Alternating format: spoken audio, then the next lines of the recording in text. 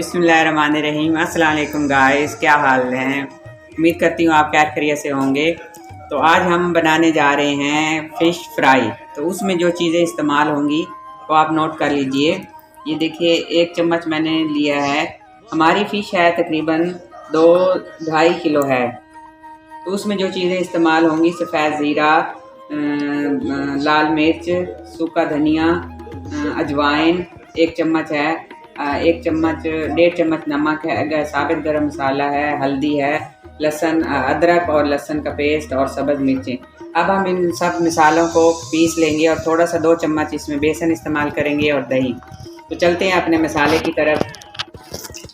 तो ये देखिए, ये मैंने फ़िश को मसाला लगा के 3 से 4 घंटे के लिए छोड़ दिया था ताकि ये अच्छे तरीके से मैरिनेट हो जाए।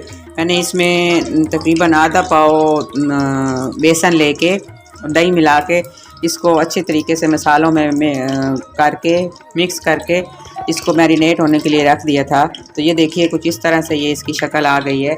ये अब बहुत ही, इसमें नमक भी चला जाता है, तमाम मसाले भी, और ये बहुत ही अच्छी और लजीज बनती है। तो घी मैंने चढ़ा दिया है, देखिए गर्म होने के लिए रखा है।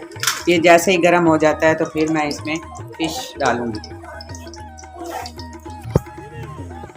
देखिएगा ये मेरा घी गर्म हो चुका है। अब हम इसमें डालेंगे फ़िश। इसको तकरीबन हल्की आंच पे हम पहले फ्राई करेंगे।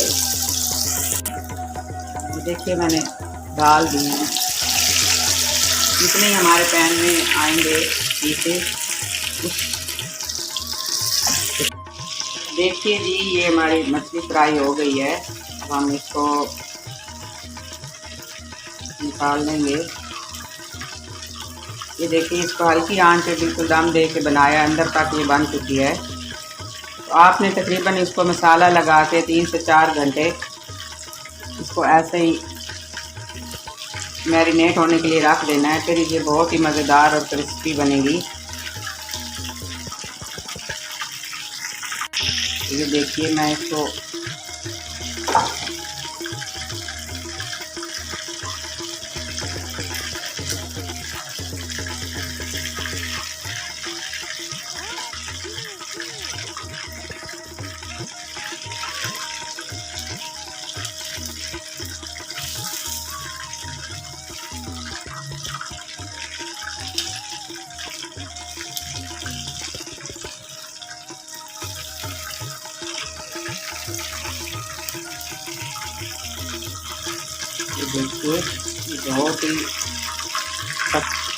ये देखिए बहुत ही मज़ेदार बन के तैयार है। बस आपने इसे फ्राई करते हुए ज़्यादा हिलाना नहीं है ताकि ये टूट ना जाए।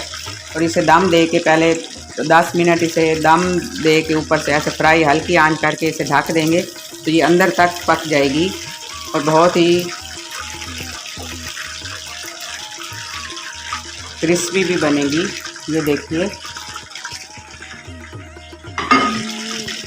ये देखिए बहुत ही मज़ेदार और क्रिस्पी हमारी फ़िश फ्राई बन के तैयार है। तो देखिए गाइस, ये मेरी फ़िश फ्राई बन के तैयार है। अगर ये आपको मेरी रेसिपी अच्छी लगे तो आप मुझे कमेंट्स में बताइएगा।